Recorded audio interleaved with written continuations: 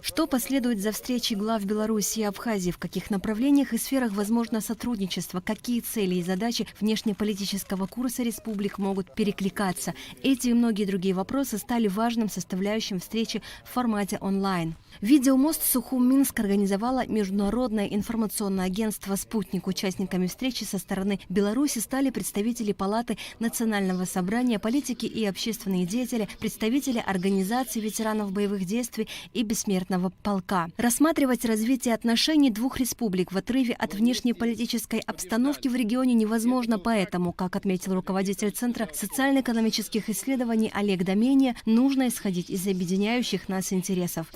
Многополярный мир, мы видим, что он, в принципе, которые лежат в его основе, повторяю, это больше нас устраивает. И думаю, что и отвечает интересам и Беларуси тоже. Это прежде всего равноправие, справедливость,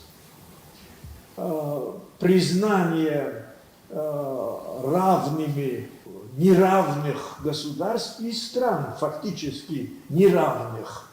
Но с точки зрения правовых и политических норм они будут рассматриваться как равные. Для нас это чрезвычайно важно. В такой непростой обстановке раздела интересов и влияний маленьким республикам наряду с дипломатическими, экономическими, технологическими и иными формами взаимодействия необходимо наращивать общие силы, ведь важно развиваться в условиях самодостаточности. Необходимо действовать сообща, считает общественный деятель Беларуси Андрей Иванов. Если мы хотим сохранить свою культуру, свои народы, если мы хотим сохранить свои обычаи, если мы хотим друг другу, как сказал Олег Несторович, достроить надо, и экономику надо достроить, чтобы была самодостаточность, и научную сферу, и культурную сферу, и технологическую, то есть все, чтобы мы сообща выступали как соборное отечество единым мощным потенциалом. Руководитель торгового представительства Абхазии в России Олег Барцец с особым теплом приветствовал участников встречи. Он отметил, что связь с белорусским народом на неофициальном уровне была и есть сейчас, а прибытие белорусского лидера в Абхазию можно расценить как поддержку вектора движения нашей страны. Думаю, что это, по крайней мере, подчеркивает то, что между нами, между нашими странами, между руководителями наших стран складываются и сложились уже добрые, человеческие, прежде всего, отношения, которые, возможно, перерастут и в рабочие отношения, которые перерастут во взаимополезные действия, во взаимополезный потенциал. О прямых крупных экономических отношениях Беларуси с Абхазией пока говорить не приходится, но в Абхазии хорошо известна белорусская продукция, которая завозится на местный рынок через Россию. Стоит отметить уровень развития сфер промышленности, производственной и высокий аграрный потенциал Беларуси, где в настоящее время насчитывается 535 молочно-товарных ферм. Наряду с пищевой промышленностью развиты сферы деревообработки, нефтехимической промышленности, производства стройматериалов и машиностроения. Последнее является ведущей отраслью. Такой промышленный и аграрный потенциал представляет весьма серьезный интерес для Абхазии, но, как отметил Олег Барцец, и маленькой Абхазии есть что предложить. Еще некоторое время назад торговое представительство Республики Абхазия в Российской Федерации уже выходило с такой идеей о создании торгового дома Абхазия в Белоруссии.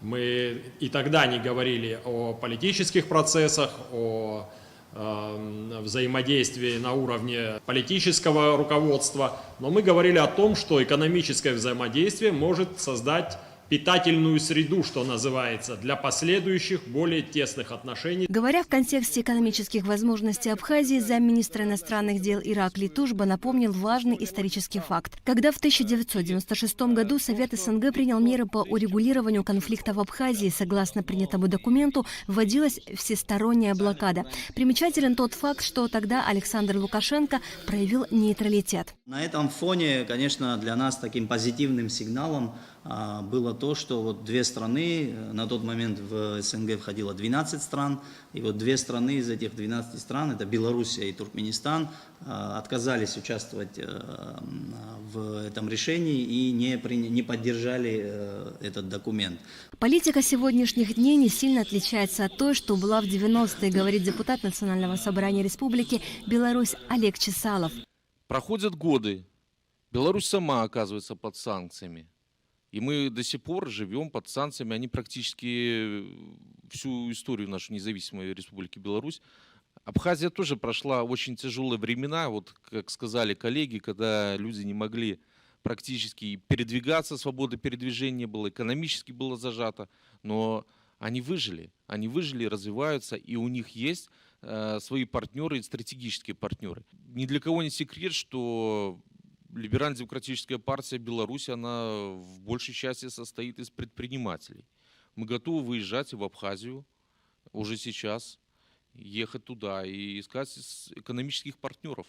По мнению участников встречи, ввиду нынешних обстоятельств и многочисленных санкций в отношении главного стратегического партнера России, нам необходимо объединить усилия, совершить рывок в развитии. В этом контексте обсуждалась возможность и перспектива сотрудничества в рамках союзного государства. Собирая в кулак наши традиционные силы, наши технологические, военные, ресурсные, кадровые возможности, поднимая уровень компетенций, как я уже сказал, формируя прорывное развитие нашего единого Отечества, мы поднимаем экономику, социальную сферу, культурную сферу всех входящих в это Отечество народов. Поэтому Госдеп так четко и понимает. У них аналитики, будь здоров, серьезные.